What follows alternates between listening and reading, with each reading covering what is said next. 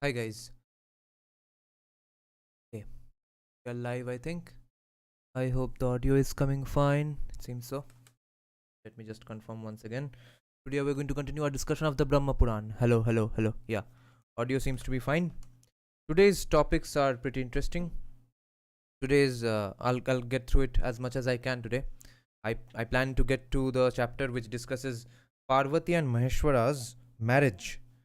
The wedding chapter has been discussed today. Has been discussed in the section that we are going to discuss today. So first, let's start with Surya's 108 names.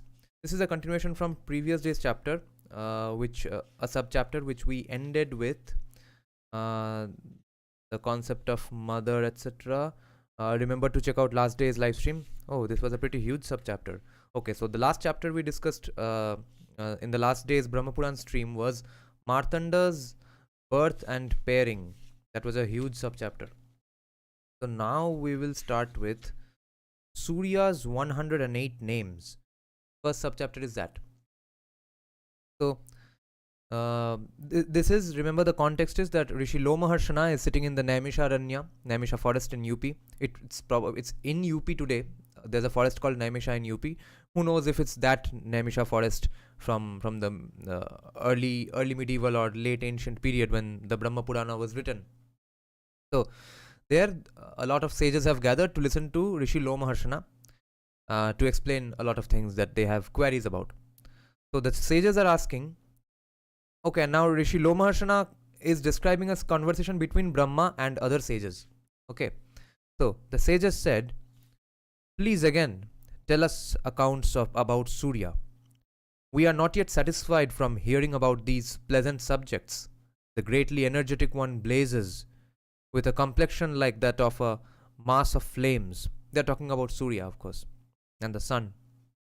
O Lord, we wish to hear how he came by these powers. Brahma replied, the worlds were enveloped in darkness, and all mobile and immobile objects were destroyed. In those earlier times, because of Prakriti's gunas, intelligence was created. Ahamkara resulted from this and led to the creation of the great elements wind, fire, water, earth, and space. The cosmic egg, the Brahmand, cosmic egg, resulted from this. The 7 worlds were inside that egg, and so was the earth, with its 7 dvipas and 7 oceans. I, Vishnu, and Maheshvara were also established there. All of us were confounded by the tamas and meditated on the Lord. The destroyer of darkness, the extremely energetic one, filled with energy. That extremely energetic one manifested himself. Through our powers of dhyana and yoga, we recognized him as Savitar, the Paramatman. All of us separately praised the divinity, the Lord, through divine hymns. You are the original God among all the gods. This is the hymn, according to Brahma. Brahma is singing the hymn and describing the lyrics of the hymn. You are the original God among all the gods. Because of your powers, you are the one who is Ishvara. O God of the gods, O Divakara, you are the original creator of beings. You are life for all beings.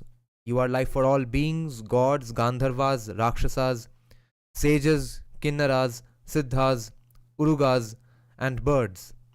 You are Brahma. You are Mahadeva. You are Prajapati. You are Vayu. You are Indra. You are Soma. You are Vivasvat. You are Varuna.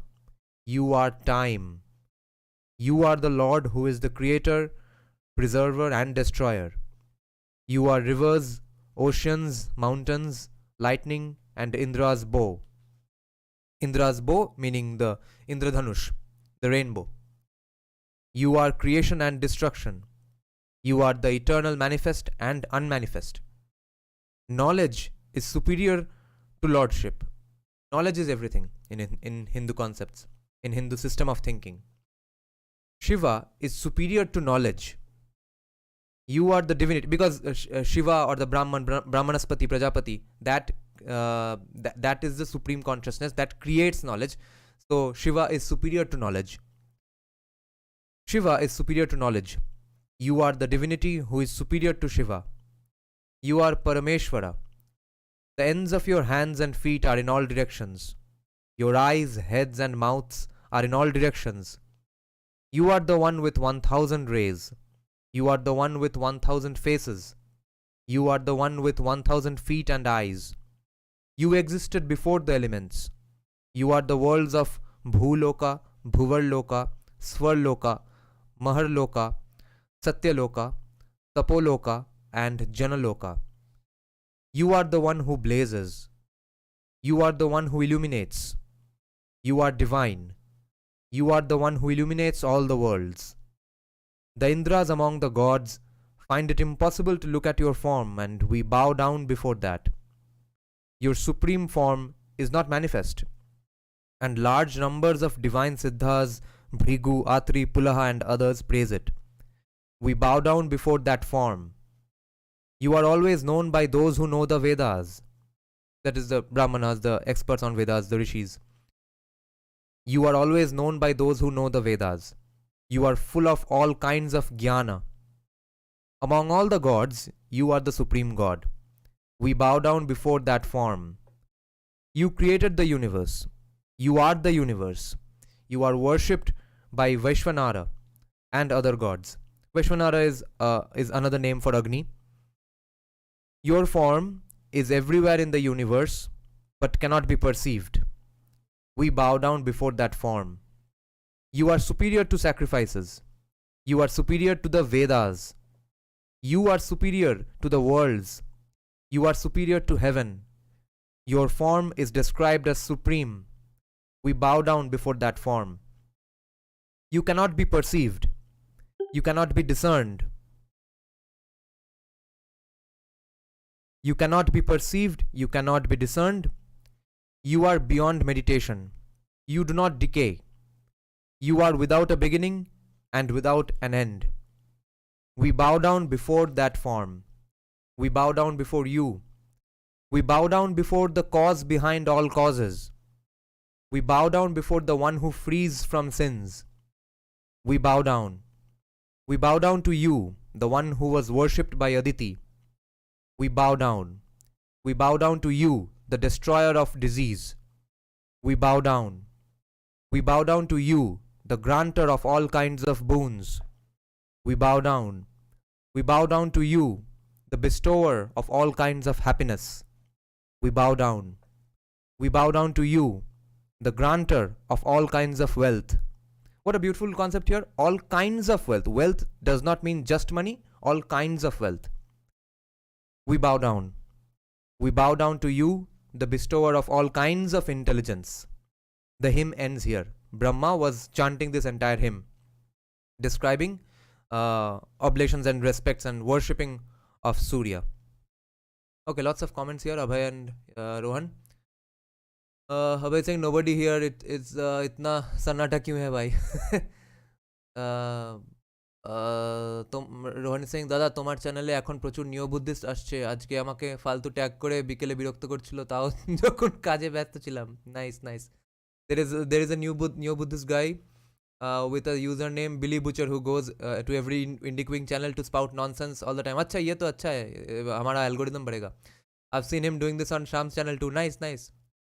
ছাতার মাথাগুলো block করে এই চ্যানেলে ওই শর্টসে যাও হিন্দুফোবিক new Buddhist বলে দাদা যে it's good, let them abuse us. It's all good for the algorithm. We bow down to you, the bestower of all kinds of intelligence. Now Brahma continues saying, after the hymn is completed, thus addressed, the illustrious one assumed his energetic form. That means Surya. He spoke these auspicious words. What boon shall I grant you? The gods replied, no one will be able to tolerate your excessively energetic form, O Lord. For the sake of the welfare of the worlds, become tolerable. They're talking about the sun. The illustrious one, the Lord, who was the original creator, agreed to this. For accomplishing the tasks of the worlds, he started to grant heat, rain and cold. Those who resort to Samkhya and Yoga, and others who desire moksha, meditate on the God, who should be meditated about. Divakara, the divinity, is inside the heart. Even if a person lacks all the qualities and even if he has committed all the sins, if he seeks refuge with God Arka, he can overcome all sins. The Agnihotra sacrifice, the Vedas, and sacrifices with copious quantities of dakshina do not yield 1/16th of what devotion towards Bhanu yields. The worship of Divakara is a supreme tirtha among tirthas, the most auspicious of all things auspicious, the most sacred of all things sacred. Those who bow down to God Bhaskara are praised by Shakra and other gods. They are cleansed of all sins and go to Surya's world. The sages said, O Brahma, earlier you mentioned Ravi's 108 names. For a very long time we have desired to hear those. Brahma replied, I will tell you about Bhaskara's 108 names. Listen, O Brahmanas, they are extremely secret and yield heaven and moksha. Om. They are Surya, Aryama, Bhaga, Tvashta, Pusha, Arka, Savitar, Ravi, Gabhastiman, Aja, Kala, Mrityu, Dhatri, Prabhakara, Prithvi, Apa, Teja, Kha, Vayu, Prayana, Soma, Brihaspati, Shukra, Budha, Angaraka, Indra, Vivasvat, Diptamshu, Shuchi, Shauri, Shanaishchara, Brahma, Vishnu, Rudra, Skanda, Vaishravana, Yama, Vedyuta, Jatharagni, Andhana, Tejaspati, Dharmadvaja, Vedakarta, Vedanga, Vedavahana, Krita, Trata, Treta, Kali, Sarvamarashraya, Kalakashtha Muhurtakshapa Yamakshana,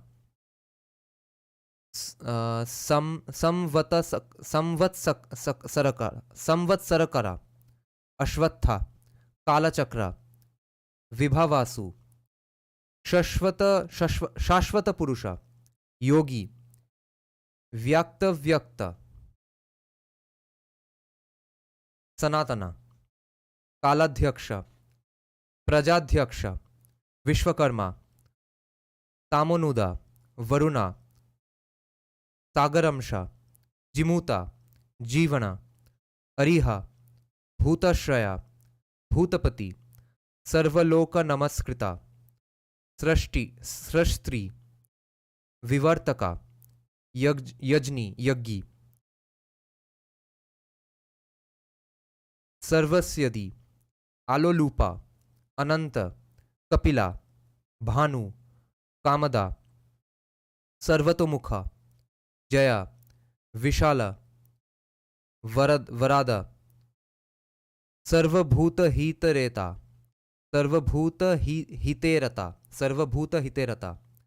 Mana, Suparna, Bhutadi, Shigraga,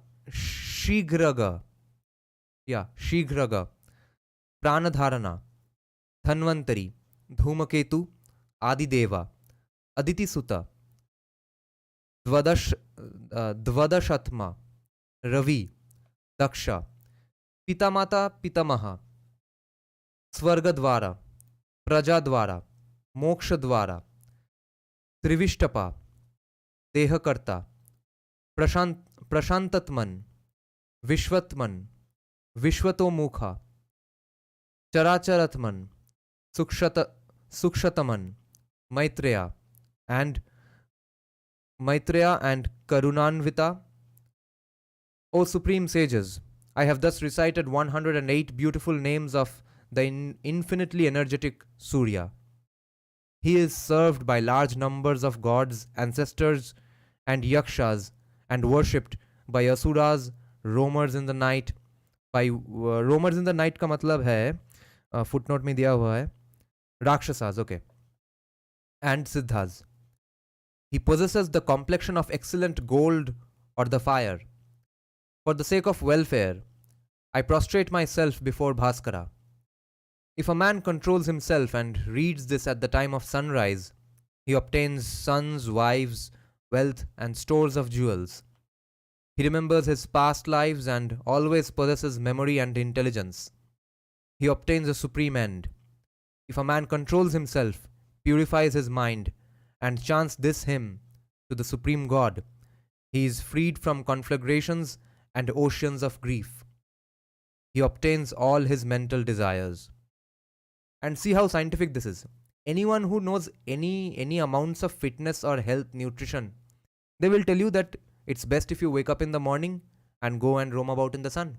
That's going to give you vitamin D3. It's going to help your brain function better. Our brain, our blood circulation, all functions better under the sun, especially in the morning sun.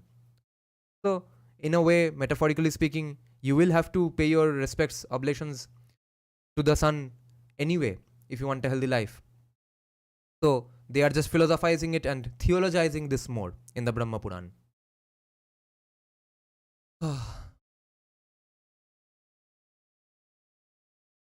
Okay, next subchapter is Uma's austerity. Surya's 108 names have just been discussed. Brahma said, Rudra is the three-eyed god who is the destroyer of Tripura. Shiva destroyed a city of the demons named Tripura. What was the concept called? Tripura destroyer ka ek word hai. I forgot it. If anyone remembers it, let me know. Shiva is also called Tripura Dahana. I think, yeah. Tripura Dahana, Tripura Dahan Karya, something like that. Rudra is the three-eyed god who is the destroyer of Tripura. He can go everywhere and bears the half moon on his head. He does what brings Uma pleasure. Earlier, when Yaksha had performed a sacrifice on earth, he had destroyed all the gods. He had destroyed all the gods, Siddhas, Vidyadharas, Rishis, Gandharvas, Yakshas, Nagas, and others who had assembled there. It was a prosperous sacrifice with expensive jewels. All the required objects had been gathered. O Brahmanas, Shakra and the other residents of heaven were scared of his powers. Shakra and other residents of heaven were scared of Rudra's powers. They were unable to find peace and again sought refuge with him. O best among sages, the yielder of the trident, Trishuldhari, with a bull on his standard, is a granter of boons. The illustrious one holds a pinaka in his hand. He is the one who destroyed Daksha's sacrifice. Mahadeva Kritivasa Vrishadhvaja resides in the land of Utkala. Utkala is Orissa. Let's just read this footnote about this. Vrishadhava is the one with a bull or Vrisha on his banner, Dhvaja, Vrishadhvaja. That is Shiva or Mahadeva.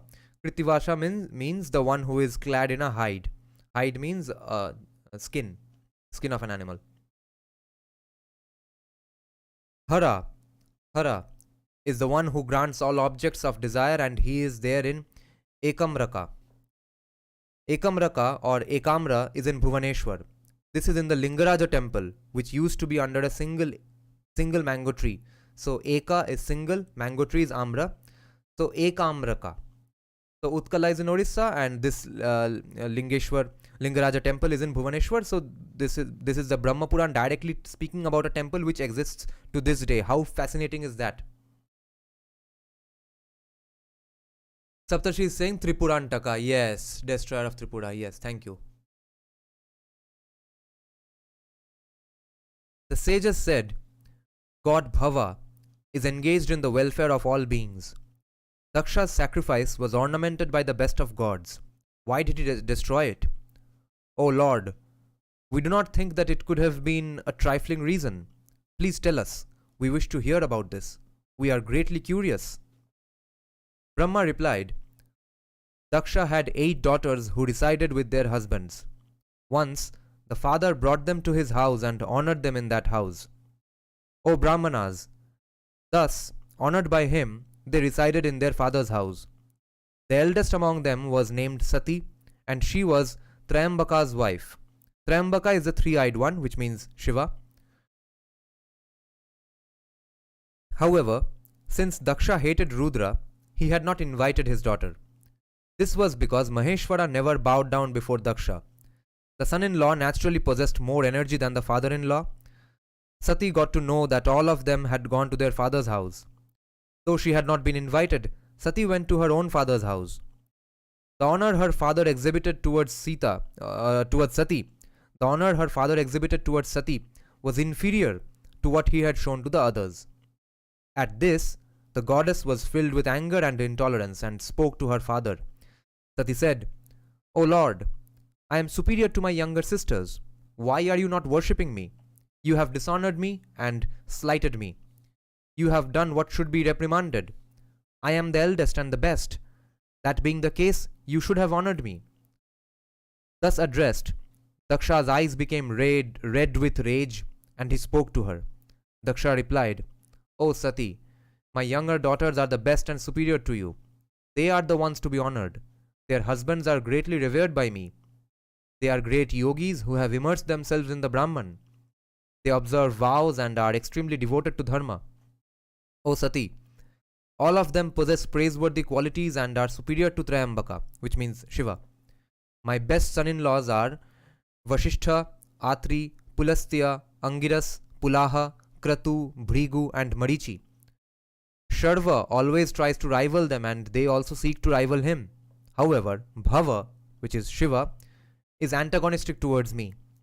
That is the reason I do not honor you." His intelligence confounded, Daksha addressed her in this way. That is the reason she got ready to curse him and the Maharshis. Thus addressed, the goddess angrily replied to her father. Sati said, "O father, he should not be censured in words, thoughts and deeds. But since you have done so, I am casting aside this body which I have obtained from you as your daughter." Sati was miserable and intolerant at the insult. She bowed down to Swayambhu and spoke these words. Sati said, "Wherever I am born again with a radiant body, let me be born again in a form that is not deluded and is devoted to Dharma. Let me again be the wife of the intelligent Triambaka." The enraged one sat down there and immersed herself in her Atman. She raised the fire within herself and performed the act of dharana within herself. She raised up the breath of life within herself, and it emerged through all her limbs. After this, the fire reduced her to ashes. Hearing about the death of goddess Sati and learning about the reason that led to this, Shankara, the illustrious lord who holds the trident, became angry and decided to destroy Daksha. Shankara said, "Sati went and was violently abused by Daksha, who praised all his other daughters and their husbands. Therefore, when Vaivasvata Manvantara arrives, along with the Maharshis, you will be born as an entity not born from a womb, and undergo your second sacrifice. In Chakshusha Manvantara, Manu will offer you as an oblation in a sacrifice dedicated to Brahma." This bit is clearly addressed to the rishis. Having addressed the Saptarshis in this way, he again cursed Daksha. Now Shiva is saying, it's a quote from Shiva himself, "At the time of Chakshusha Manu's Manvantara, you will be a human king. You will be the grandson of Prachina Barhi and the son of Prachetas. Your name will be Daksha, and you will be the son of Marisha, the daughter of the trees. O one who is excellent in his vows, at that time, during Chakshusha Manvantara, I will continue to obstruct you repeatedly when you undertake tasks for Dharma, Artha and Kama." End quote. Thus addressed by Rudra again, Daksha also cursed him back. Daksha said, "O cruel one, because of what I have done, you have not spared the rishis. Therefore, when Brahmanas perform sacrifices to the gods, they will not worship you along with them. O cruel one, after performing the rites of offering oblations, they will touch water." This means that having offered oblations to the gods, they will touch water and conclude the rites, without having offered a share to Shiva. Until that yuga comes to an end, you will abandon heaven and dwell in this world. Along with the gods, you will not be worshipped on the surface of the earth. End quote. Rudra replied, "The four varnas are for the gods, and I will not eat where they eat along with them. I will eat separately. Among all the worlds, earth is said to be the foremost. I will single handedly maintain it, not because of your slight, but because of my own wishes. When it is held up, all the other worlds are eternally established. That is the reason I will always reside there, not because of your slight." End quote. Daksha was thus addressed by the infinitely energetic Rudra. He gave up the body he had obtained from Swambhu and was born as a human. In that form, as a householder, lord, and god, Daksha performed all the sacrifices. He worshipped all the gods through sacrifices. When Vaivasvata Manvantara arrived, goddess Sati was born as goddess Uma, the daughter of the king of the mountains, the Himalayas, and Mena. So, goddess Uma is the daughter of Himalaya and Mena. Earlier, the goddess used to be Sati. And that is how I think the word Sati came about for people burning themselves, because she had set herself on fire because she was angry with her father, not because her husband died. Later, she became Uma. She follows the same vows as Bhava, that is Shiva. As long as Lord Bhava desires to reside in this Manvantara, he is unable to free himself of her. Just as goddess Aditi follows Kashyapa, Marichi's son, Shri is always with Narayana, just as Shachi is with Maghavan, just as Kirti is with Vishnu, just as Usha is with Surya, and just as Arundhati is with Vasishtha. Those goddesses never cease to follow the leads of their husbands. In this way, in Chakshusha Manvantara, Daksha was born as the son of Prachetas. He was the son of Prachetas and the grandson of Prachinabarhi.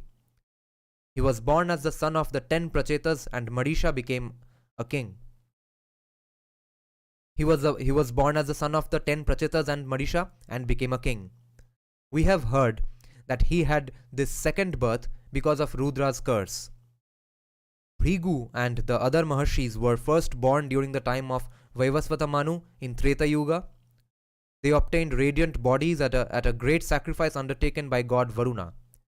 Having been thus born in the course of that Manvantara, they repented the curses that Daksha and the intelligent Trayambaka, who is Shiva, had invoked on each other. So, having thus been born in the course of that Manvantara, they repented the curses that Daksha and the intelligent Trayambaka had invoked on each other, because both of them cursed each other.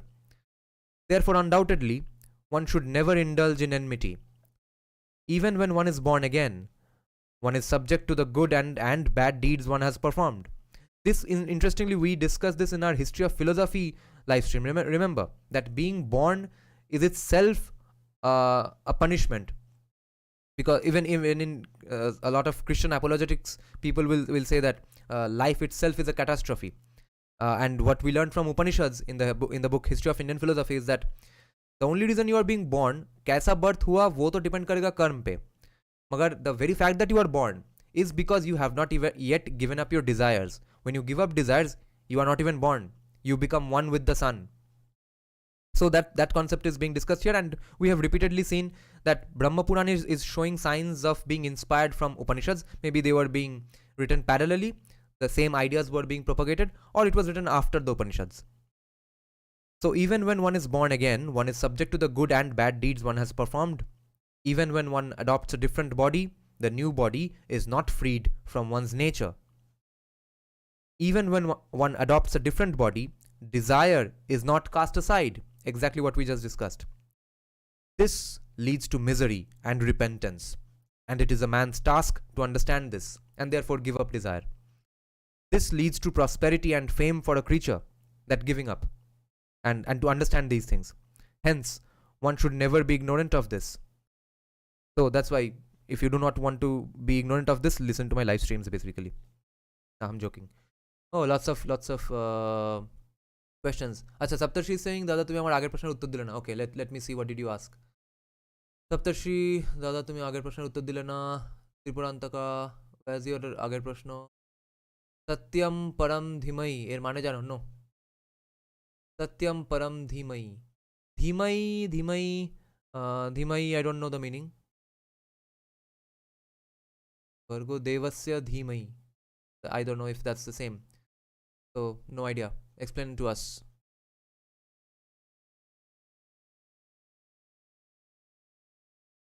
Okay, Shravya is back here. Oh yeah, Shravya has made an interesting point here. She's saying that how Diljit Dosanjh, who comments usually on everything, is silent on these things.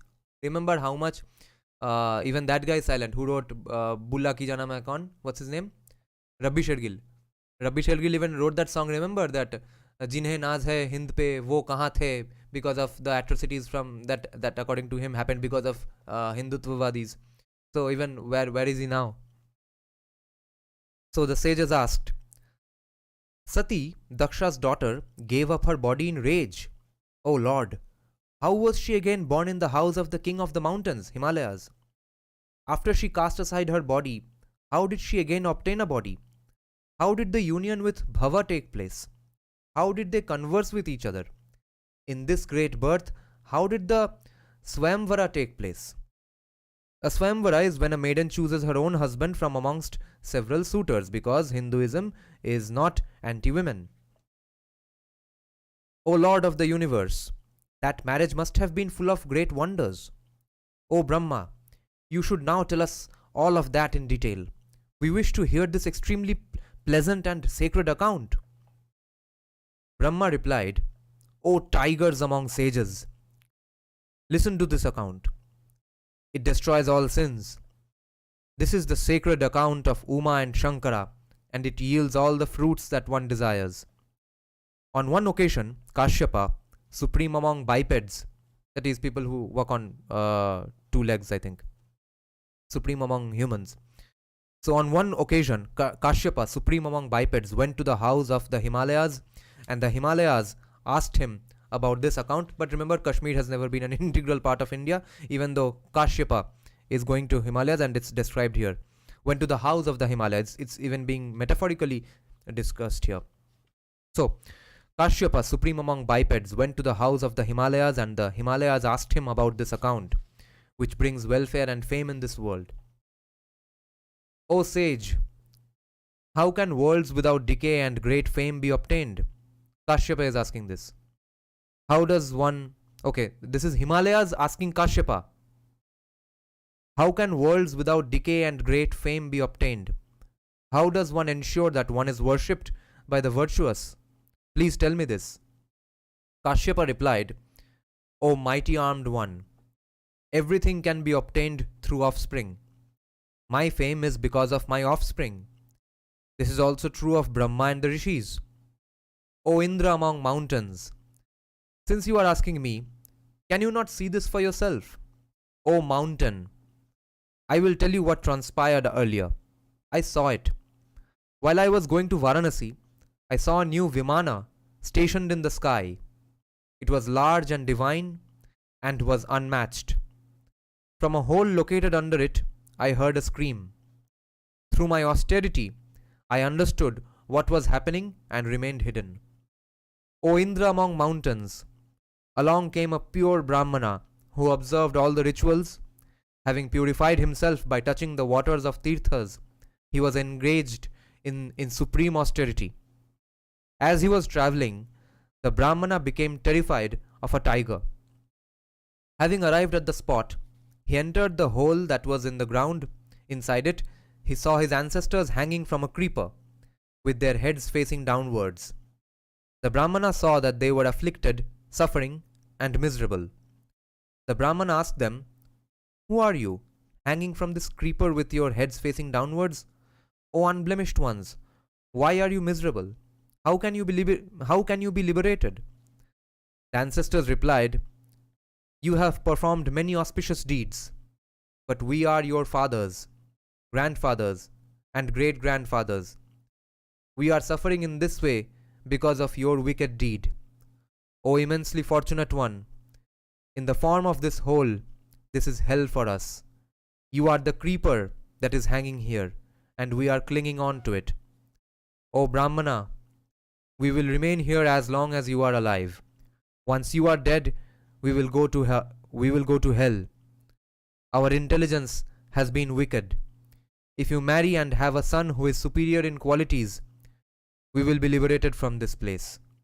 O son, S-O-N son, this cannot be achieved through austerities or from the fruits of visiting tirthas. This cannot be achieved through austerities or from fruits of visiting tirthas. O immensely intelligent one, act so that your ancestors can be freed from this fear. Having pledged to do this, he worshipped Vrishadhvaja. He saved his Vrishadhvaja is Shiva, a flag with Vrisha, a bull. He saved his ancestors from this fear and attained the status of becoming a Gana. Ganas are Shiva's companions and attendants. He was loved by Rudra himself, and his name became Suvesha. He became a leader of Rudra's Ganas and was sparkling and revered. O Indra among mountains, therefore you should perform severe austerities so that you obtain an offspring who possesses the qualities. Have a daughter who will be beautiful in complexion. Having been thus addressed by the Rishi, the Indra among mountains, that is Himalaya, observed the rituals. He undertook such unmatched austerity that I was pleased. This is Brahma saying.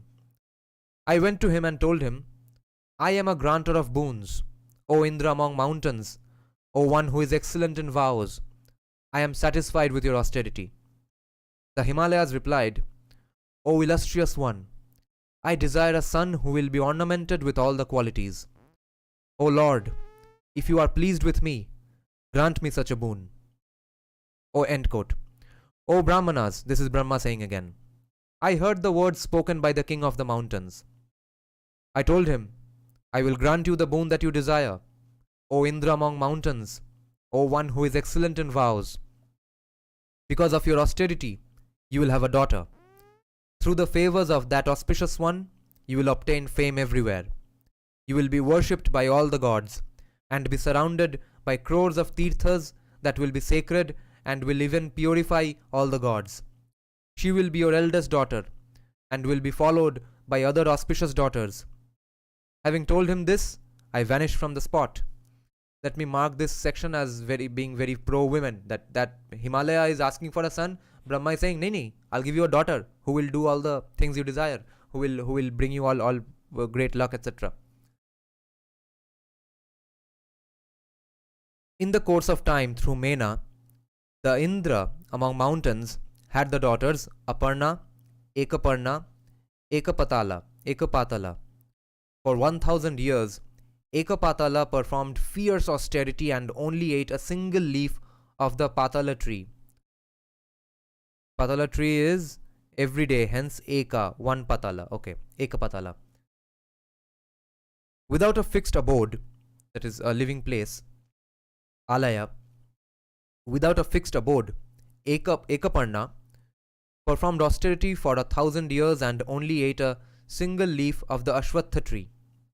That is a leaf, not a means not, and a leaf means parna, so not a parna, not a leaf. Such austerities are extremely difficult for even the gods and the Danavas to perform. Ekaparna only ate a single leaf. Likewise, Ekapatala only ate a single leaf of the Patala tree. They ate only after 1000 years were over. Though her mother tried to restrain her, Aparna did not eat at all. Aparna, no leaf. Sorry and driven by maternal love, she restrained her. She said, "Ooh, Ma."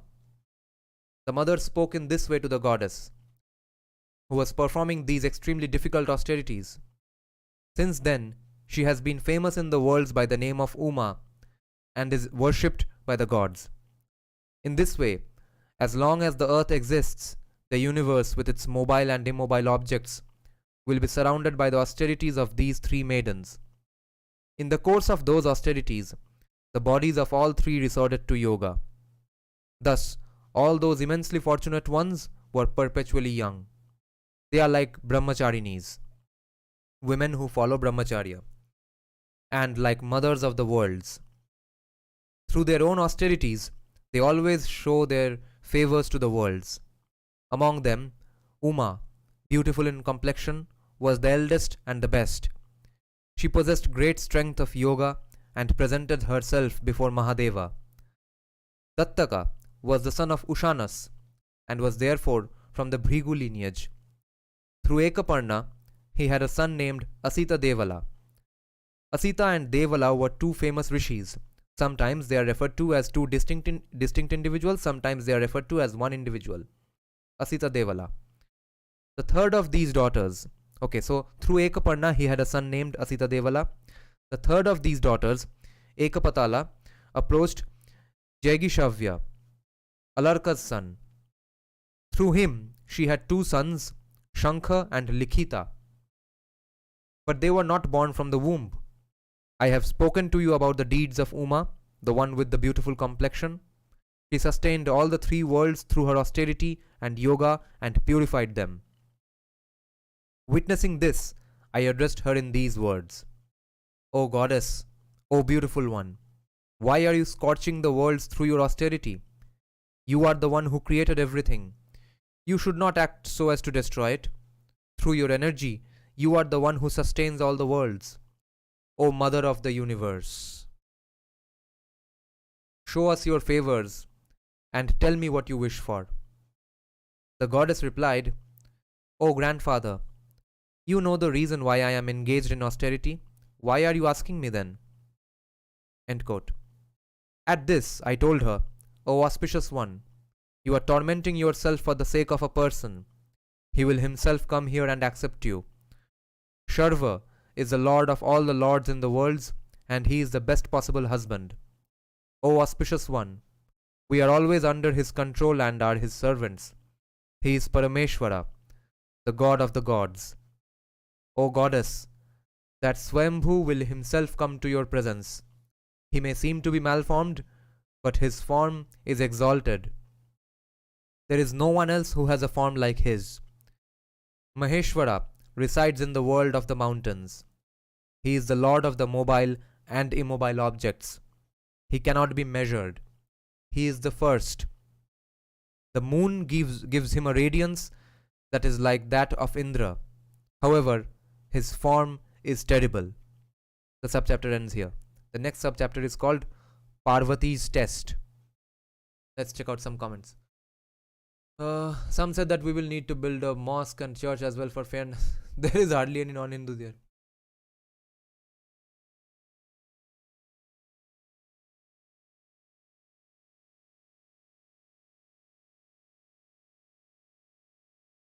Rohan is asking an interesting question here.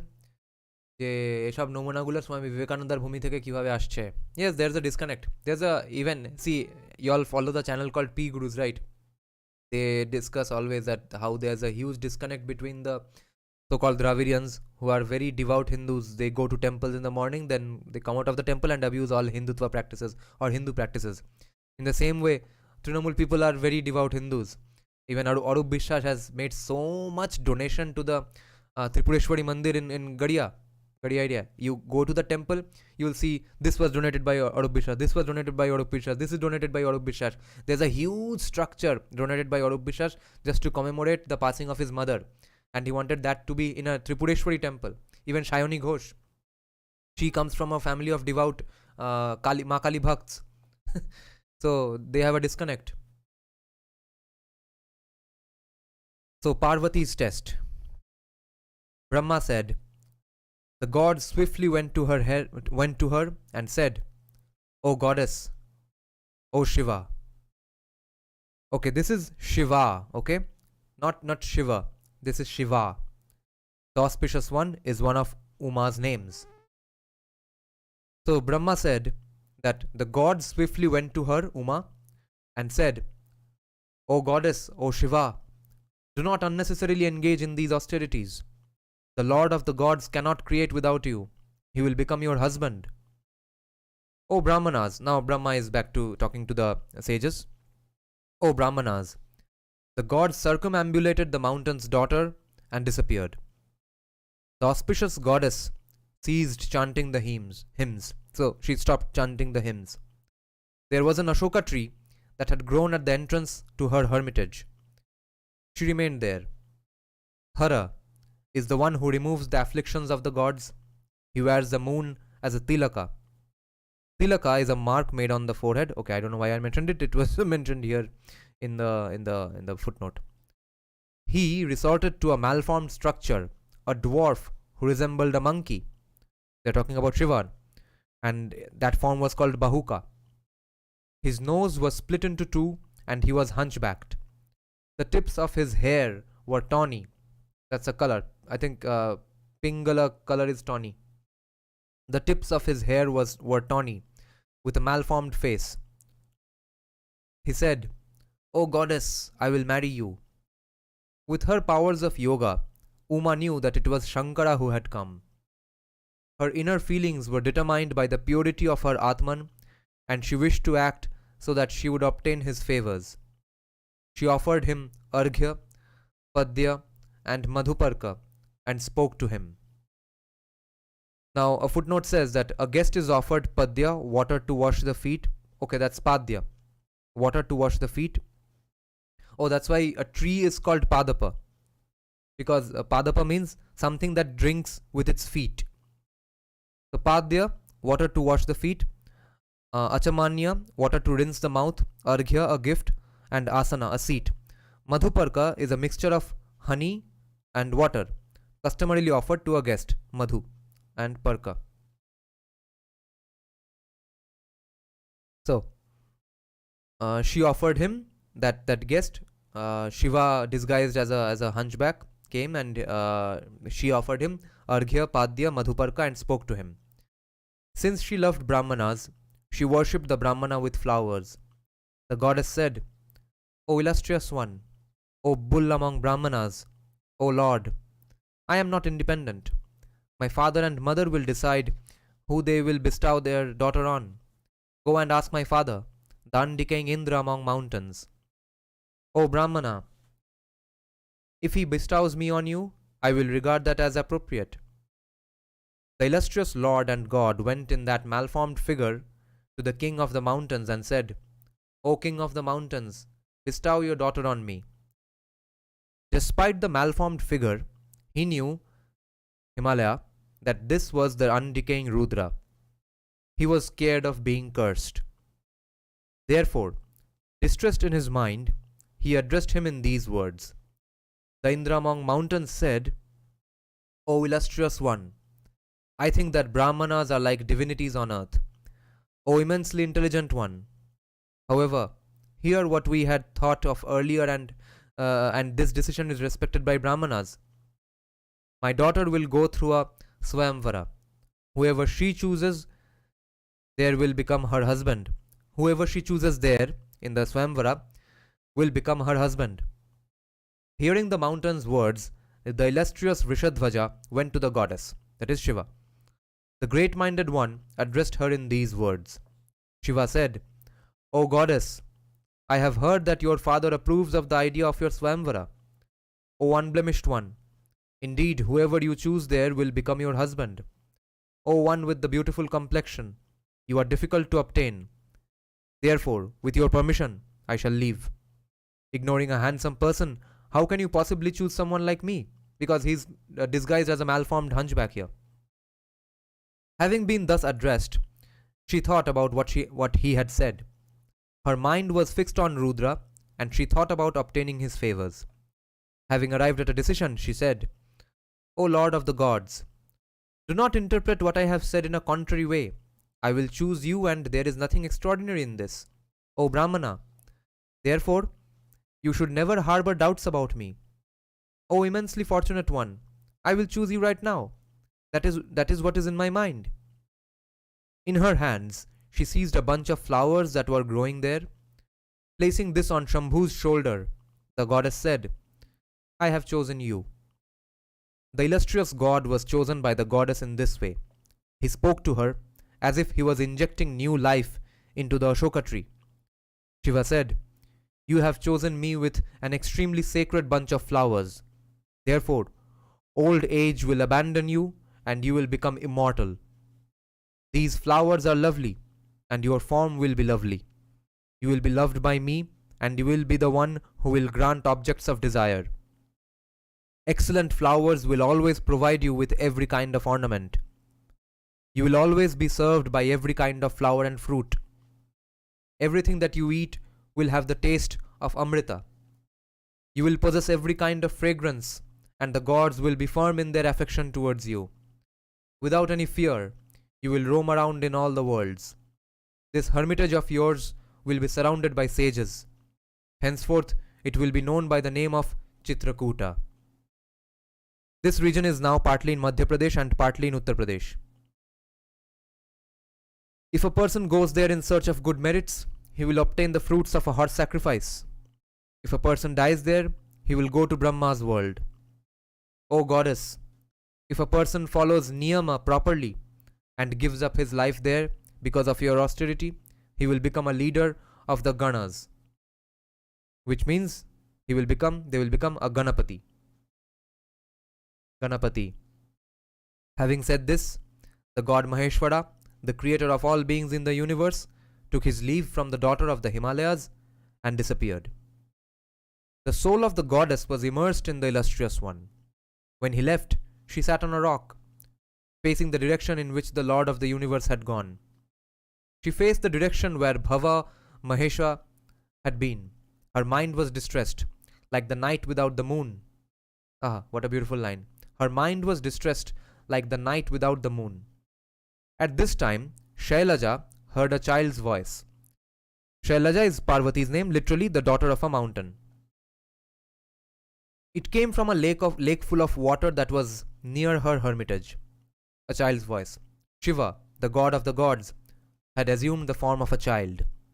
He was playing in the middle of the lake and had been seized by a crocodile. Using his powers of yoga and maya, the creator of the visible universe had assumed this form. Having assumed this form, he spoke from the middle of the lake. The child said, "Let someone save me. I have been seized by a crocodile and have lost my senses. Shame on this misery. I am a child and have not yet accomplished everything that I wished for. Seized by this evil-minded and crooked crocodile, I am heading towards my death. I am not sad, nor am I greatly miserable at my own body having been seized by the crocodile, but I am grieving because of my father and my ascetic mother. On hearing that I have been seized by the crocodile and have died, they will be anxious. I am their only son, and am loved by them. They will certainly give up their lives. Alas, this is a great misery. I am a child and have not gone through the stages of life. Having been seized by the crocodile, I am heading towards death." The beautiful goddess heard the shrieks of this afflicted Brahmana. She got up and went to the place where the Brahmana was. The one with a face like a moon saw the boy, beautiful in form, there. Having been seized by the crocodile in its mouth, he was trembling. The handsome crocodile also saw the goddess had arrived. Seizing him, it quickly went to the middle of the lake. Dragged away in this fashion, he suffered and wailed loudly, that is, cried out loudly.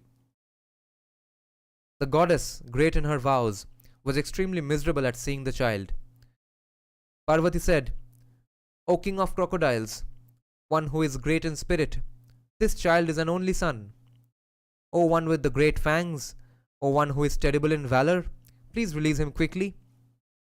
The crocodile replied, "O goddess, in ancient times the creator of the world has decreed that whoever comes before me on the 6th day will be my food. O immensely fortunate one," because that's how long, that's approximately the gap in which crocodiles eat actually. "O immensely fortunate one, O daughter of Indra among the mountains, he came to me on the 6th day. He has certainly been sent by Brahma. Hence he can never be released, because I'll have to eat him." The goddess said, "I have performed excellent austerity on the summit of the Himalayas. O king of the crocodiles, I bow down before you. Accept these fruits and release this boy."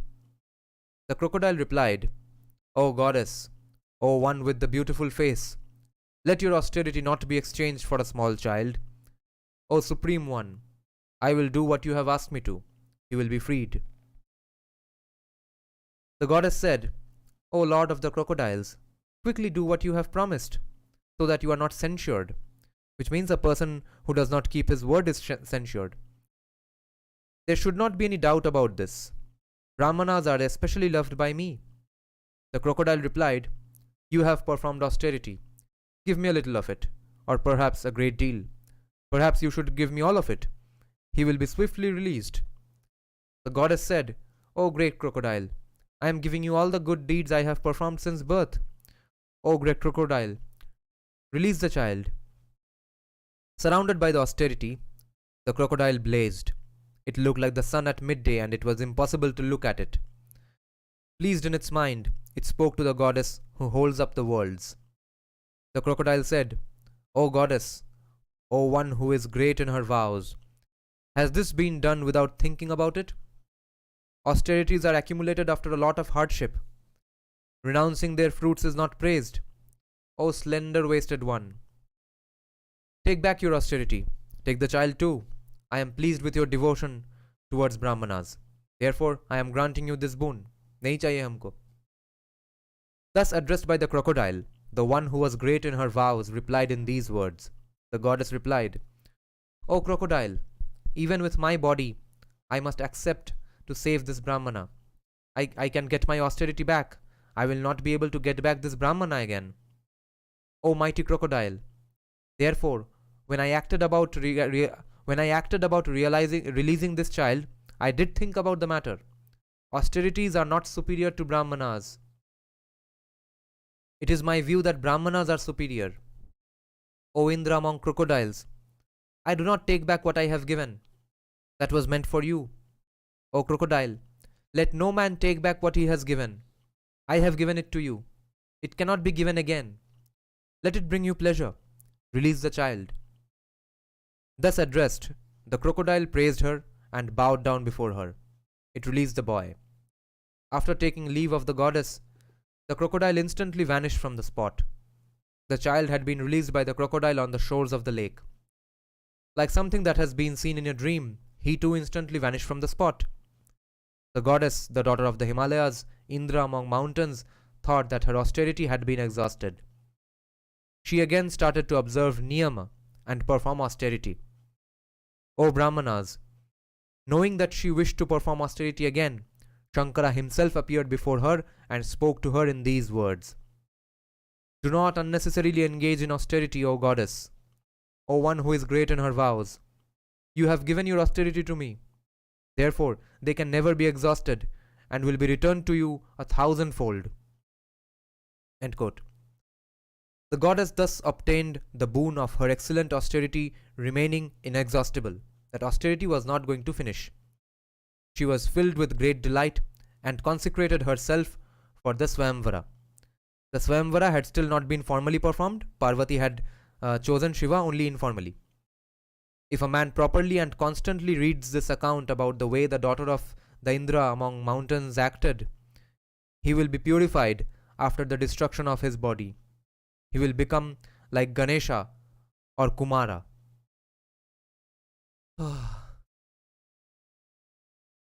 Crocodile ka bhi swag hai. Okay, now the last subchapter for today, Uma and Maheshvara's marriage. Let me have a sip of green tea.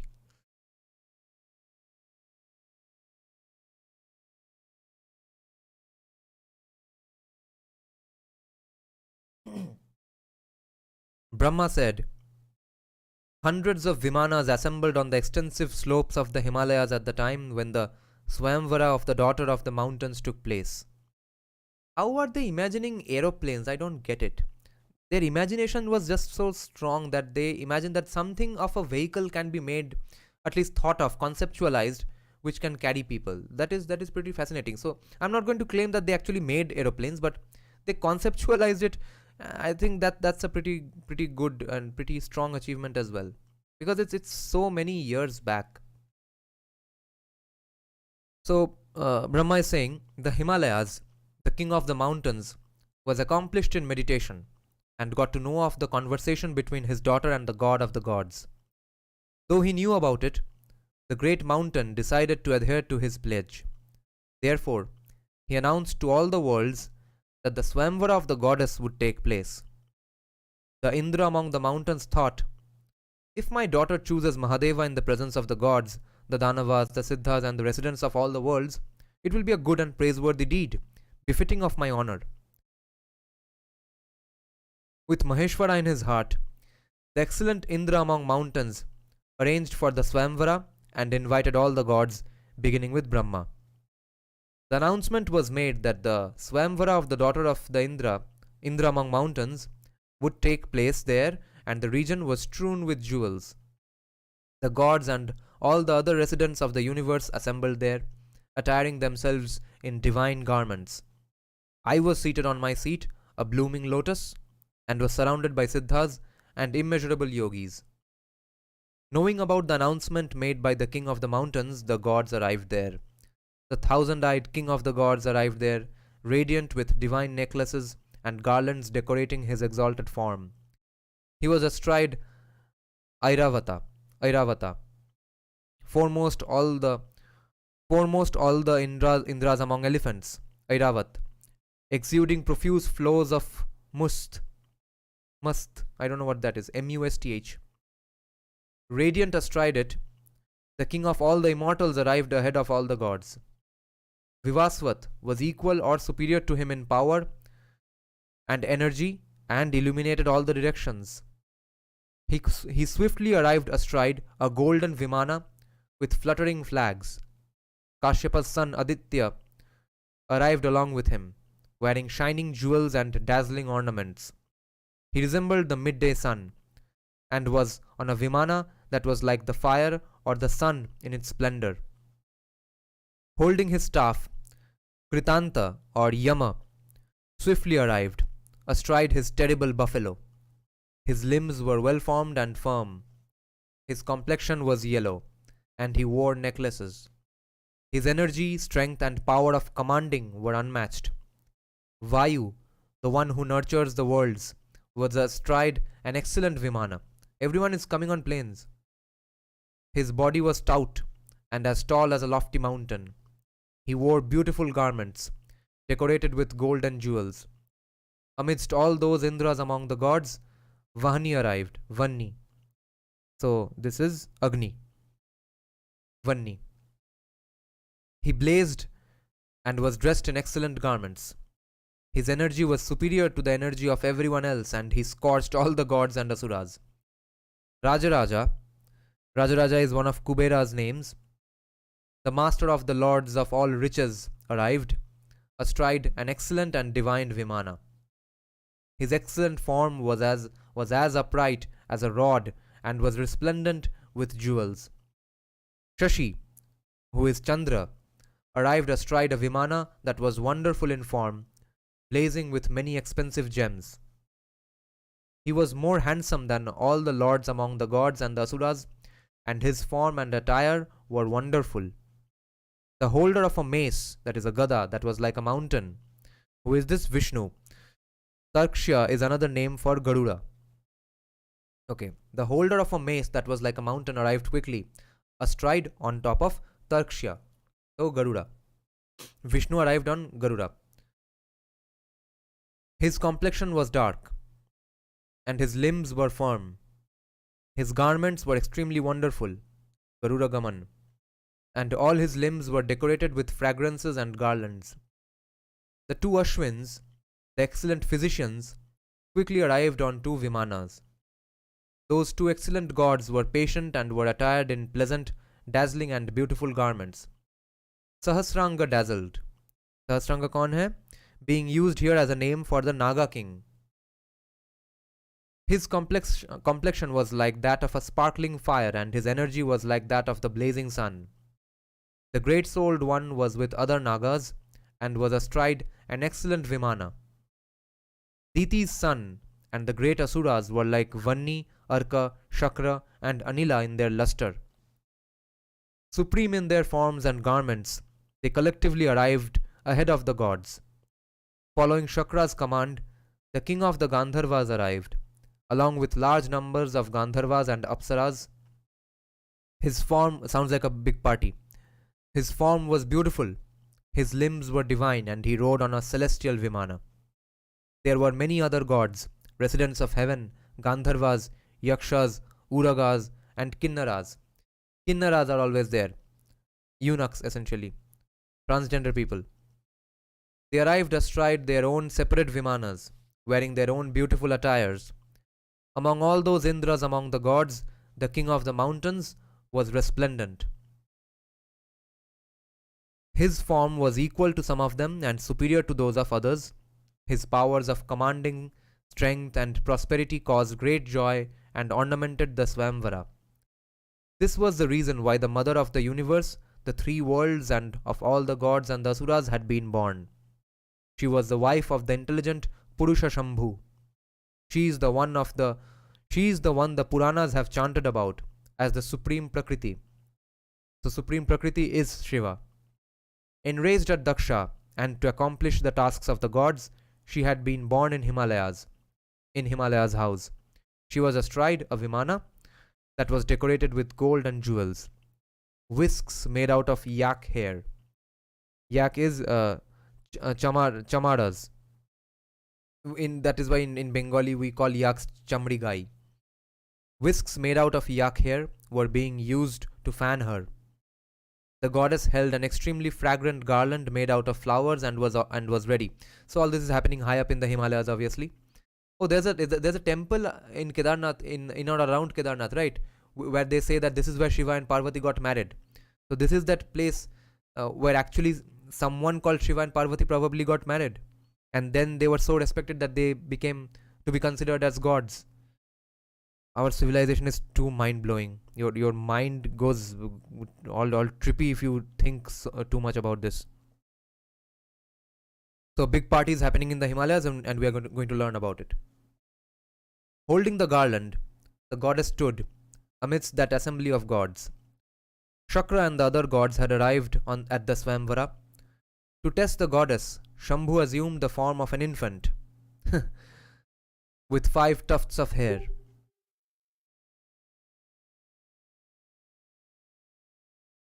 Let's check out some comments. Okay. Okay. So, to test the goddess, Shambhu assumed the form of an infant with 5 tufts of hair. In that form, the immensely radiant one went to sleep on her lap. The goddess saw that infant with the 5 tufts of hair lying there. Because of her powers of meditation, she knew who this was. Filled with delight, she picked him up. Pure in her resolution, she had obtained her desirous virtuous husband. She clasped the Lord to her bosom and turned around. The gods saw the infant lying down on the lap of the goddess. Extremely confused, they talked to each other and shouted, "Who is this? The slayer of Vritra?" Okay, Vritra kaun hai? Indra. Indra killed a demon named Vritra. So here Indra is being called the slayer of Vritra. Who is this? The slayer of Vritra raised his arm to strike him with the Vajra. However, in the form of the infant, Shambhu, god of the gods, paralyzed him, and the arm remained in that position. He got frozen. Indra ke saath ye sab ho raha hai. Shiva kar raha hai. As Shambhu, who is here disguised as an infant. The slayer of Vritra could not hurl the Vajra, nor could he move. The powerful Aditya named Bhaga was Kashyapa's son. Wishing to sever the infant, he too raised his blazing weapon, but was confounded. In a similar way, the illustrious Lord paralyzed his hand too. Despite possessing strength, energy, and yoga, the Lord was numbed. Vishnu saw that Shankara was shaking his head. The enraged god stood there, and I was filled with great anxiety. This is Brahma saying. Resorting to meditation, I understood that it was Shankara, the god who was the lord of all the gods, who was lying on Uma's lap. Realizing that this was the supreme Ishana, I quickly stood up and lovingly worshipped his feet. O Brahmanas, I praised him, using ancient hymns and songs and the sacred and secret names that have been spoken about. So now the hymn, okay? Get ready for this. Brahma is going to tell us what is the hymn of the ancient hymn. In the Brahma Puran, Brahma is saying ancient hai. He's going to sing some ancient hymn for Shiva. So let's see how ancient this is. You are without birth. You are the God who does not decay. You are the God who has created the superior and the inferior. You are Pradhana and Purusha. Pradhana meaning Prakriti. You are the Brahman one meditates on. You are the immortal Paramatman. You are Ishvara, the supreme cause. You are the one who created Brahma and Prakriti. You are the one who created everything. You are superior to Prakriti. This is Goddess Prakriti. She is the one who always creates. The cause behind the universe has come to you in the form of a wife. O Mahadeva, I bow down to you and to the goddess. O Lord of the gods, show me your favors. It is because you urged me that I created these subjects, the gods and the others. They are confounded by your yoga and maya. Written together as yoga maya. They are confounded by your yoga and your maya. They are confounded by your yoga maya. Please show them your favors so that they regain the states they were in, so that they are not paralyzed anymore. So the quote ends here. So the hymn ends here basically. And check out this part. I found this part pretty interesting. That this is Goddess Prakriti. So what is Ishvara? Ishvara means the supreme cause. So now Brahma continues to talk to the sages. That is, and we are listening here. O Brahmanas, I got to know that this was Parameshvara. Thereafter, I addressed all the benumbed gods in these words. Now Brahma is saying, what did he say to the other gods? O foolish gods, none of you have comprehended that this is Shankara. All of you swiftly seek refuge with Maheshvara and Bhavani. Bhavani here is Parvati. He is the Paramatman. He is without transformations. At this, all the numbed residents of heaven prostrated themselves before Sharva. So remember these parts. Even when we are discussing the Akhand Bharat regions described in the Brahma Purana, we had concluded that essentially heaven किसको बोलते हैं? पहाड़ी वहाड़ी के जगह को, Kedarnath, Kailash, all these areas are basically called heaven because अगर अच्छा कोई काम किया तो वहाँ जाके रह पाओगे. That is heaven. At this, all the numbed residents of heaven prostrated themselves before Sharva. Their minds and intelligence had been purified. Maheshvara, the god of the gods, was pleased with them. He quickly made the forms of the gods return to the states they were in earlier. So अभी तक जो frozen था, वो paralyzed था, वो अभी खत्म हुआ. While the forms of all the gods were returning to their original states, the Lord of the gods assumed a supremely wonderful and three-eyed form. They could not tolerate this energy and all of them closed their eyes. So that they could see his form, he gave them supreme eyesight. Having got these, they could see the supreme divinity, the Lord of all the gods. They saw the supreme Ishana with his third eye. Shakra and all the other lords among the gods realized that it was indeed him. The goddess saw him too. While all the residents of heaven looked on, she placed the garland on the feet of the extremely radiant one. Uttering words of praise, all the gods again lowered their heads on the ground and bowed down to the Lord and the goddess. O Brahmanas! Meanwhile, along with the gods, I spoke to the immensely radiant and giant mountain, the Himalayas. So what did Brahma say to Himalayas? He said, "You are praiseworthy and great. You deserve to be worshipped and revered by everyone. You now have a great alliance with Sharva, which is Shiva. Arrange for a wonderful marriage ceremony. What are you waiting for?" The Himalayas bowed down and replied to me. The Himalayas said, "O God, you are the reason behind my enchantment in prosperity. It has happened suddenly and your favors are the cause. O grandfather, please arrange for whatever must be done for the marriage." End quote. O Brahmanas, hearing the words of the king of the mountains, I addressed the Lord. O God, let arrangements be made for the marriage rites. The god Shankara, the lord of the worlds, replied in words of assent. मतलब in the affirmative कि अच्छा ठीक है होगा. O Brahmanas, for the sake of Mahesha's marriage, I instantly created a city that was decorated with all kinds of jewels. It was colorful with gems, jewels, gold and pearls. These arrived in embodied forms and ornamented that excellent city. The ground was paved with colorful emeralds and the pillars were decorated with gold.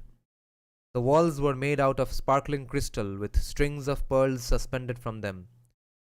For the sake of the marriage, the city was adorned with beautiful gates. The great souled Mahesha, god of the gods, was resplendent. Som and Aditya assumed the forms of two gems and heated the place. The wind god brought pleasant and agreeable fragrances. Exhibiting devotion towards Bhava, the wind that blew was pleasant to the touch. The four oceans, Shakra and other excellent gods, celestial rivers, great rivers, Siddhas, sages, Gandharvas, Apsaras, all the Nagas, Yakshas, Rakshasas, aquatic creatures, creatures that roamed in the air, Kinnaras, celestial Charanas, Tumburu, Narada, Hahu, Huhu, and the singers of Sama hymns, Samaveda, Sa and Ma, Sama hymns arrived in the city. They brought many kinds of jewels. There were rishis, stores of austerities, who were accomplished in singing chants from the Vedas, from the Samaveda. Cheerful in their minds, they chanted the sacred wedding mantras. On the occasion of Parameshti's marriage, all the mothers of the gods and all the celestial maidens happily sang. The 6 seasons were all present, bearing many kinds of pleasant scents. On the occasion of Shankara's marriage, they manifested themselves in embodied forms. This means that all the seasons have arrived, and this is a description of Varsha, the rainy season.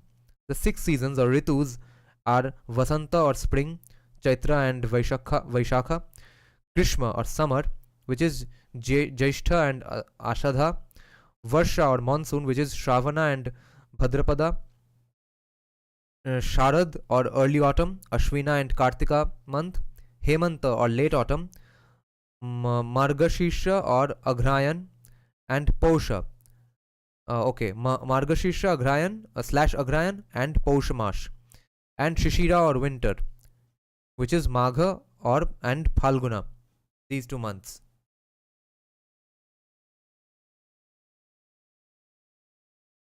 Delighted at the sounds of the mantras and the gathering of dark clouds, all the peacocks called and danced.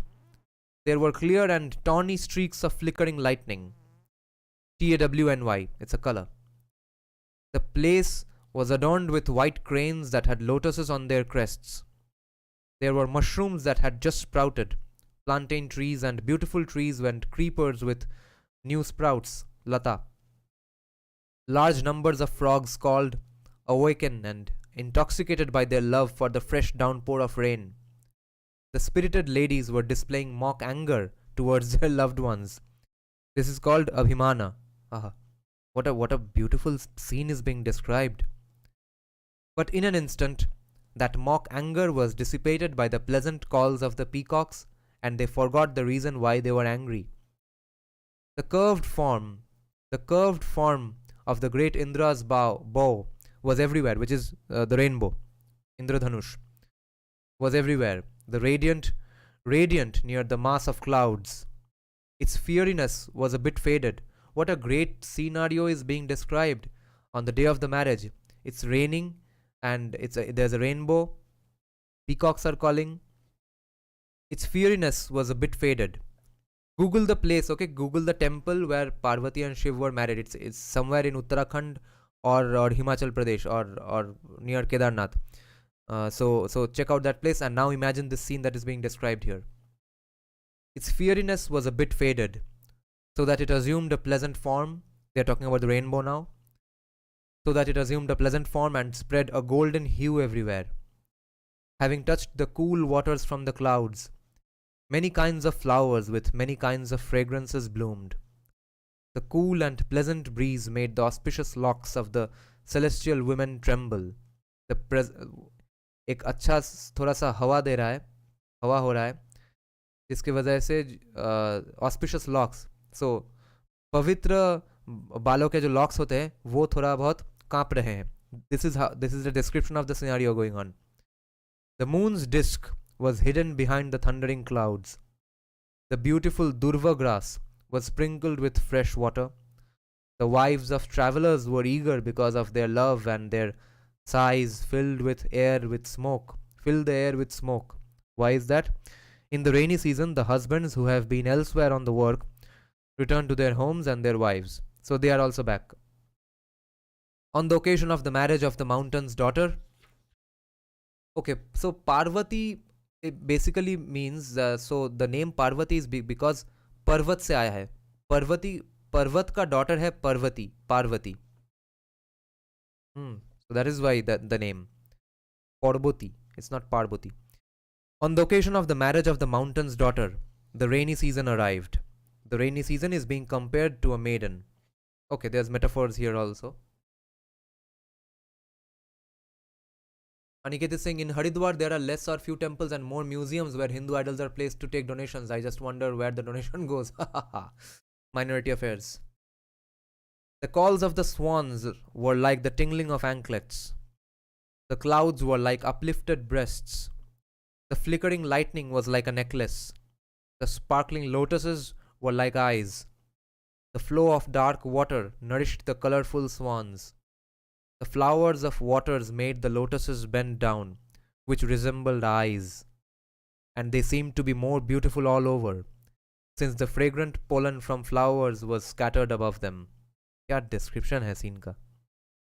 The flowers of waters made the lotuses bend down, which resembled eyes, and they seemed to be even more beautiful all over, since the fragrant pollen from flowers was scattered over them. The extremely radiant seasons of Hemanta and Shishira arrived.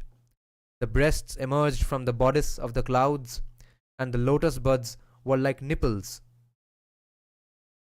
Lotus buds. The swans called in different directions, and this was like the tingling of anklets. Oof. The swans called in different directions, and this was like the tinkling of anklets. Nupur, घुंघरू. Swans का calling को घुंघरू के साथ compare किया जा रहा है. The extensive banks of the rivers were like hips, and the calling cranes formed a girdle. The extensive banks of the rivers were like hips. क्या imagination है. The blue lotuses that bloomed were like beautiful eyes. The ripe bimba fruit was like a lower lip. The kunda flowers were like the teeth of a smiling lady. The kunda flowers were like the teeth of a smiling lady. The new and dark creepers were like the dark hair on the body. The moonbeams were like an excellent necklace dangling from her neck. Like a woman, she delighted all the residents of heaven. The humming and harmonious buzzing of bees was like a sweet and melodious song that she was singing. The movement of the lotuses was like the movement of earrings when the beautiful lady moved. The branches of Ashoka trees were like her fingers, and the red flowers were like her nails. Those collections of flowers were like her garments and ornaments. The red lotuses were the tips of her feet, and the blossoming flowers were the nails on her feet. The plantain trees were her thighs, and the moon was like her face. She possessed all the signs and was adorned with all the ornaments. Full of affection, it was as if a beautiful lady was desiring her beloved. Her breasts emerged from the bodice of black clouds. This repetition is because after Hemanta and Shishira, Sharad is now being described. The full moon was her face, the blue lotuses her eyes, the lotuses woken up by the rays of the sun were her breasts. The mind was delighted by the breeze carrying the pollen and fragrances from many flowers. The calling of swans was like the tinkling sound of anklets. On the occasion of the marriage of the goddess, Sharad was present. The extremely radiant seasons of Hemanta and Shishira arrived there, and the directions were flooded with exceedingly cold water. Those two seasons approached the Himalayas, supreme among mountains. Both of them quickly showered down flakes of snow. The Himalayas were covered by a shower of snow and resembled a cloud. It was so shiny and deep that the Himalayas seemed like an ocean of milk. In this way, the great mountain was progressively approached by the seasons. It was as if a wicked person had been gratified because the virtuous were turning up with gifts. Enveloped by that covering of snow, the mountain's summit was resplendent. It was as if an umbrella made out of white and large serpents was being held up above the head of a lord of the earth. A breeze that excited the minds of the gods and the celestial women repeatedly blew. The ponds of lotuses were full of sparkling water, and there was an abundance of lotuses and water lilies. Vasant arrived at the wedding of the senior's daughter. She appeared even more beautiful. Like the nipples on the slightly raised breasts of women, that is how beautiful she appeared. The water in the lakes was not too hot nor too cold, and seemed tawny, Tawny, because of the particles of the pollen. Ruddy geese couples called and caused delight to the best of celestial elephants. Celestial elephants कौन है? Clouds, okay? Sanskrit में clouds को celestial elephants बोलते हैं. Sometimes Priyangu creepers seemed better than the mango trees. Sometimes the mango trees seemed superior to the Priyangu creepers. With their respective bunches of flowers, they seemed to challenge each other. The flowers were like white tilakas on the summit of the Himalayas, suggesting that elderly people had arrived at a task meant for the young. The resplendent and blossoming Ashoka creepers embraced the shala trees like women using their arms to cling on to the necks of their lovers. Aha. Mango, Kadamba, Nipa. Nipa is another name for Kadamba. Surya, we are going to discuss all these names. Surya is another name for Sala. Kovidara is the Indian coral tree. Nageshvara is the same as Nagakeshara. Lavanga is cinnamon. Kalaguru is a black agalocham, and Shobhanjana is the name of a tree.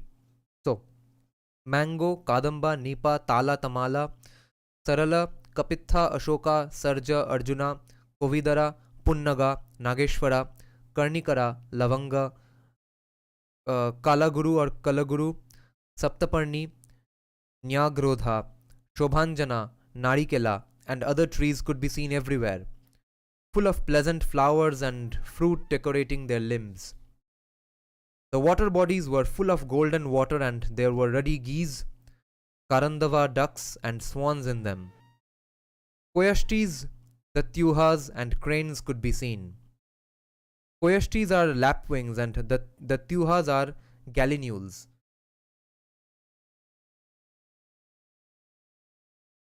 The water was full of blue lotuses and fish. Many kinds of birds with excellent plumage and feathers on their bodies could be seen on the trees. Their bodies were in the throes of passion, and they played, calling and challenging each other. In that marriage of the daughter of the king of the mountains, the breeze that blew was cool and pleasant on the limbs. The wind that was created from Mount Malaya made white flowers gently fall down the mountains.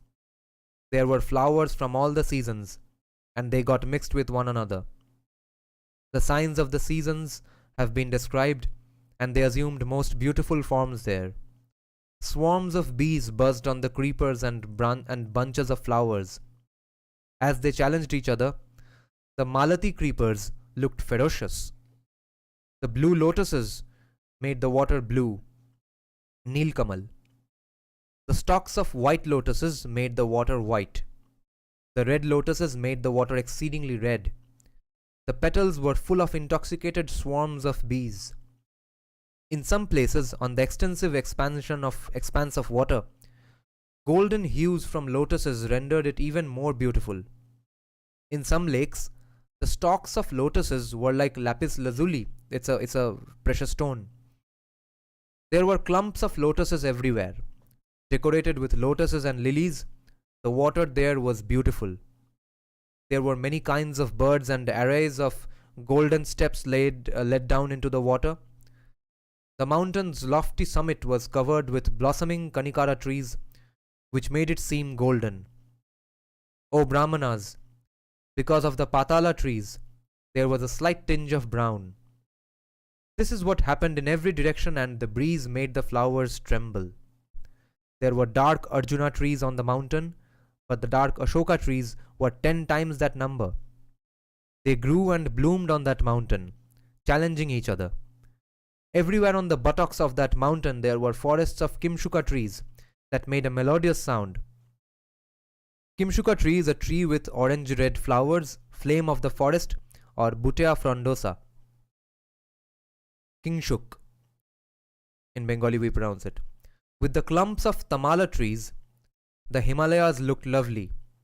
The masses of dark clouds seemed to be hidden in the joints of its body. The tall Chandana and Champaka trees rose up, and there were desirable flowers on their extensive branches. The Himalayas were extremely radiant because of the calling of intoxicated male cuckoos. The sweet and intoxicating sound of cuckoos could be heard everywhere. Hearing this, the peacocks fluttered their wings and called in soft and sweeter tones. These sounds enhanced Ananga's strength, and he stood ready with the bow made out of flowers in his hand to pierce the limbs of the celestial women. Ananga is Madana or Kama, the god of love.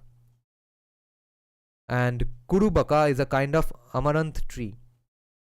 Okay, that comes later. We were discussing the god of love, Kama, waiting. And he got strength and he stood ready. At the time of the wedding of the goddess, Grishma arrived in the mountain. As the skilled Surya heated, Grishma is summer. As the skilled Surya heated, there was very little water left in the water bodies. Nevertheless, there were many kinds of flowers on the trees and the summit of the mountain, covered with ice everywhere, looking beautiful. Even in that season, the breeze that blew was extremely pleasant. As it blew, it carried the fragrance of Patala, Kadamba and Arjuna trees that the mountain was covered with. The color of the lakes turned red because of the pollen dust from blossoming lotuses. The shores and the Kadamba trees were filled with the sounds of flocks of swans calling. The Kurubaka trees, Kurubaka is a kind of amaranth tree, the Kurubaka trees covered the entire summit of the mountain with flowers, and there were swarms of bees there. The extensive buttocks of the mountain were covered with Bakula trees, and they showered delightful flowers everywhere. All the trees were thus covered with colorful flowers.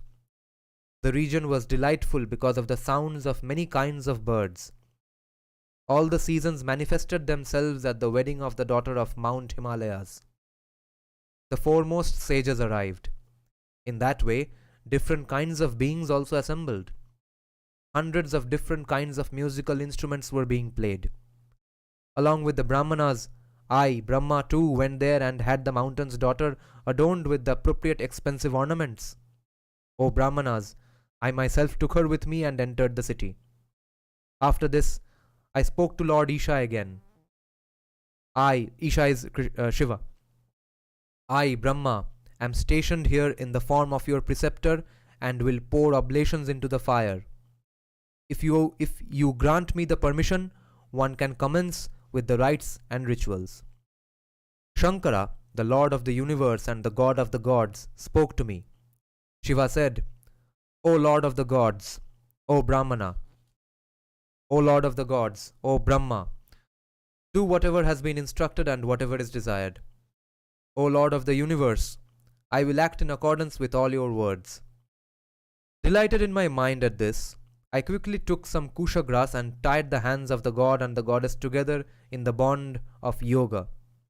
Agni was himself present there, joining his hands in salutation.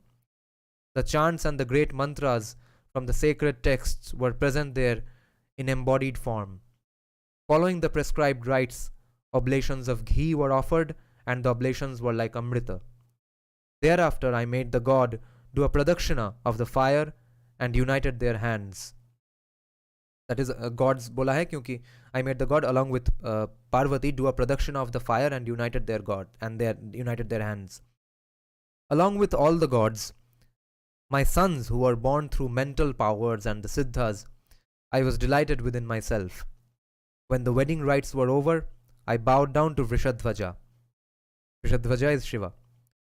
O Brahmanas, it was because of the powers of yoga of those two supreme ones, whose conduct the gods are never able to understand, that this was performed.